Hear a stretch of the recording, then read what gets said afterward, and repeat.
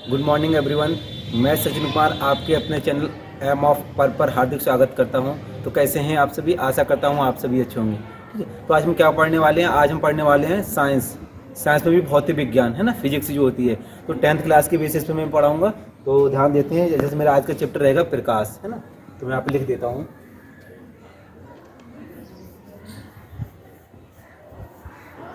प्रकाश जिसे इंग्लिश में क्या कहते हैं? Light, LI, light. प्रकाश। तो बच्चे देखिए, प्रकाश क्या होता है?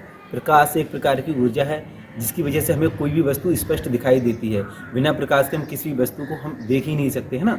इसलिए प्रकाश होगा तभी हम देख सकते हैं। इसलिए सिंपल वे में हम कह सकते हैं कि प्रकाश एक प्रकार की ऊर्जा है जिसकी वजह से हमें वस्तु स्पष्ट दिखाई देती है ना। अगर इसकी तरंगदैर्घ्य की बात करूँ तो इसकी लिमिट होती है। इसकी तरंगदैर्घ्य कितनी होती है? 3900 एंगस्ट्रॉम से, है ना, 3900 एंगस्ट्रॉम से 7800 एंगस्ट्रॉम तक होती है। ठीक है, ये इसकी रेंज होती है तरंगदैर्घ्य की। दृश्य प्रकाश की यही रेंज होती है जिससे हमें वस्तु, कोई भी वस्तु जो हमें दिखाई देती है। ठीक है, और मैं बात करूं ये कैसी तरंग है, तो ये अनुप्रस्थ तरंग है। ठीक है, जो एक सीधी रेखा में चलती है ना। प्रकाश कैसी तरंग है? तो कहेंगे कि प्रकाश एक अनुप्रस्थ तरंग है जो एक सीधी रेखा में चलती है। ठीक है, बारी आती है मैं कहूँ कि प्रकाश का परावर्तन। प्रकाश का परावर्तन, प्रकाश का अपवर्तन, ये क्या होता है? तो हम इसे जान लेते हैं। तो मेरी पहली हेडिंग रहेगी प्रकाश का परावर्तन। ठीक है, इस तरफ करते हैं।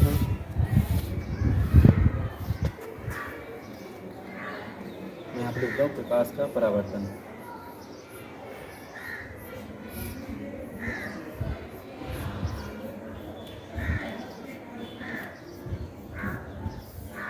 सभी बच्चे इस बात के लिए विशेष ध्यान दें, प्रकाश का परावर्तन क्या होता है।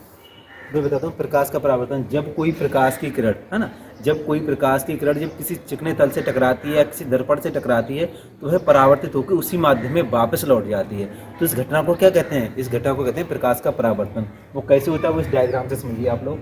जैसे मैंने ये तल बना दिया या मैंने ये बना दिया, समतल दर्पण बना दिया, जो कि आपके सामने इस तरीके से। तो इसको मैं नाम दे देता हूँ M1 और M2। ठीक है, मैं नाम दे दिया, समतल दर्पण हो गया M1 M2। कोई प्रकाश की किरण आती है इस तरीके से। ठीक है, जो प्रकाश की किरण आएगी उससे क्या नाम देंगे हम? आपतित किरण। मैं यहाँ पर लिख देता हूँ आपतित किरण।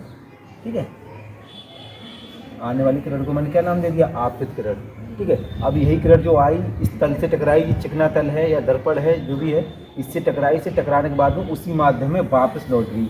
तो आप देख रहे होंगे ये वापस लौटी हुई है। तो इस वापस लौटी हुई किरण को हम क्या कहेंगे? परावर्तित किरण।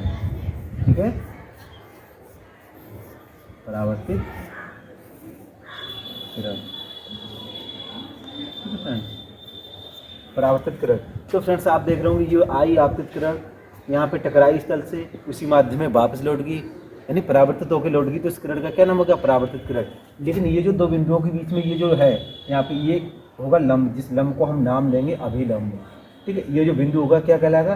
ये कहलाएगा आपतन बिंदु। तो मैं यहाँ पर लिख देता हूँ आपतन बिंदु। ठीक है, आपतन बिंदु। आपतन क्या है? आपतन बिंदु। और ये लंब है, ये क्या कहलाएगा? मैं लिख देता हूँ अभिलंब। अभिलंब। ठीक है फ्रेंड्स, तो ये जो आने वाली किरण थी आपतित किरण हो गई, परावर्तित होकर गई, तो इस किरण का नाम मैंने दे दिया परावर्तित किरण। ये क्या हो गया? आपका अभिलंब हो गया। और मैंने का नामकरण करूँ तो कर देता हूँ। इसे मैंने E नाम दे दिया, यहाँ पर आपतन बिंदु को O नाम दे दिया, यहाँ पे मैंने B नाम दे दिया, यहाँ पे मैंने D नाम दे दिया। ठीक है, तो ये हो जाता है प्रकाश का परावर्तन। तो प्रकाश का परावर्तन आएगा तो आप क्या कहेंगे? जब कोई प्रकाश की किरण किसी तल से टकरा के उसी माध्यम में वापस लौट जाए तो इस घटना को क्या कहते हैं? प्रकाश का परावर्तन। तो प्रकाश का परावर्तन तो फ्रेंड्स इस तरीके से हो जाता है। ठीक है, अब बारी आती है प्रकाश के अपवर्तन की। ठीक है, अब मैं प्रकाश के अपवर्तन को बताता हूँ, वो घटना क्या कहलाती है, किस तरीके से होती है, उसे जान लीजिए।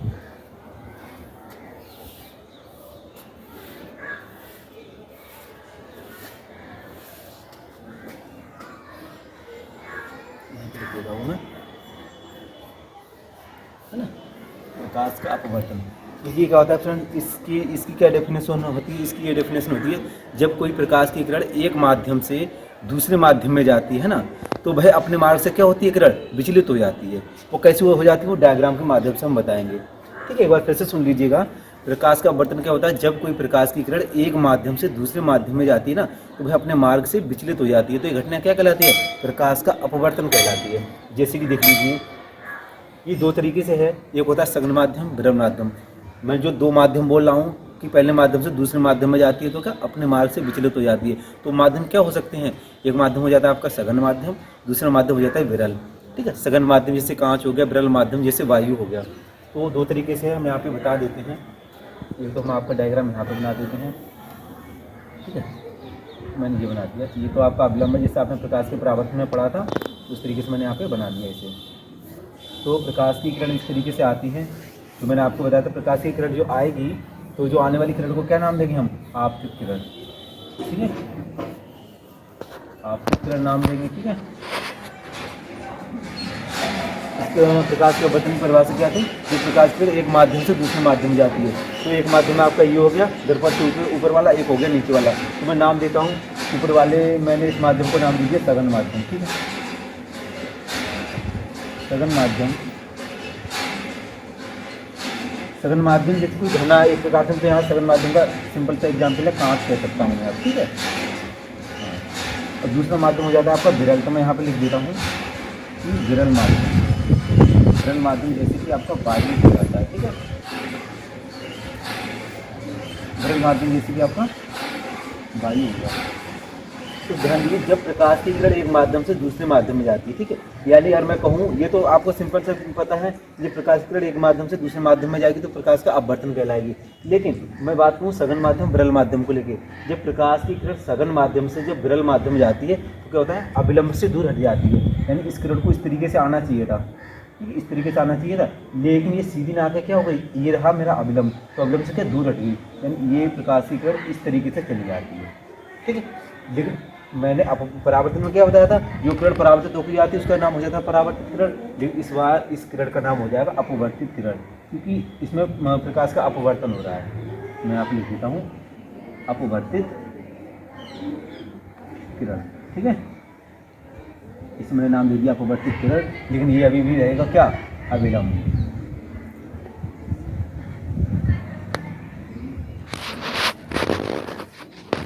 अविलंब। लेकिन फ्रेंड्स एक चीज़ ध्यान दीजिए, जैसे मैंने प्रकाश का अपवर्तन अभी जो बताया था, उसमें मैंने एक चीज़ की मिस्टेक हो गई है, वो थोड़ा कोण को लेके है ना।